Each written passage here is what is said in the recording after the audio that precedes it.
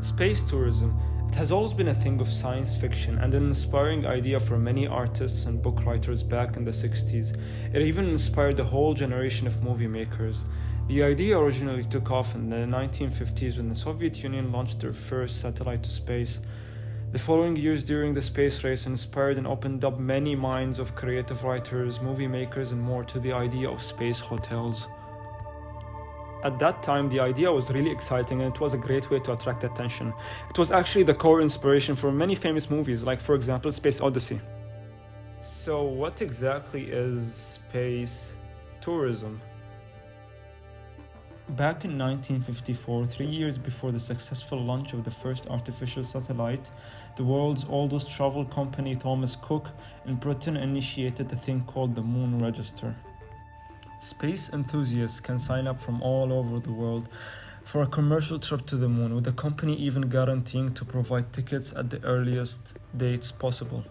Fast forward to 1968, the same year Apollo 8 happened, Pan American Airlines announced its first commercial flight plans to the moon.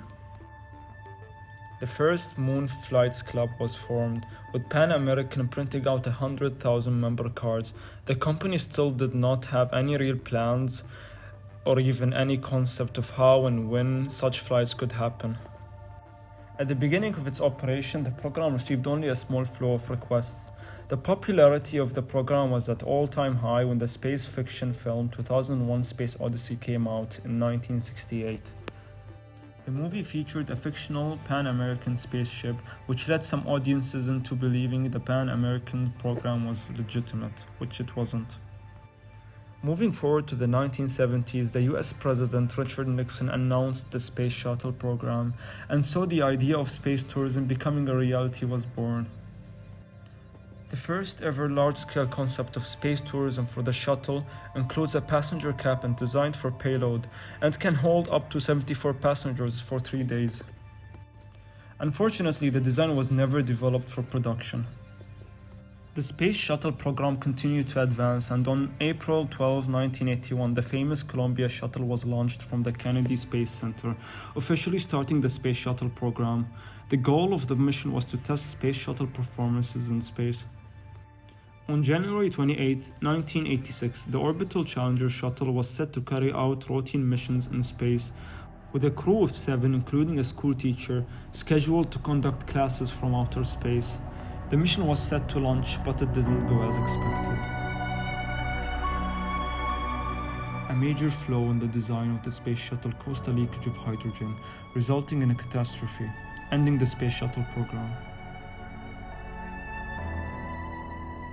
The coming years saw major advancements in almost every single field, and that includes space travel.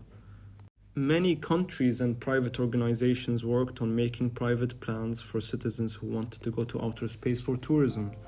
Today, companies like Blue Origins, owned by Jeff Bezos, continue to test out their first ever commercial space missions for citizens. These Blue Origins commercial flights could cost up to millions of dollars per person, and they really are just for super rich people, not for everyone currently, unfortunately. Another notable example of private commercial space travel company is SpaceX. The company launched the Falcon 1 rocket into outer space back in 2008. It helped demonstrate the possibility of privately funded space travel in 2021. The cost of such flights by SpaceX is roughly $75 million per person. It's really high. The question remains, is space tourism and space flights really worth all that money? The sweet escape to the stars can eventually awaken us to the inspiring potential of space exploration, while also giving us a better appreciation of home.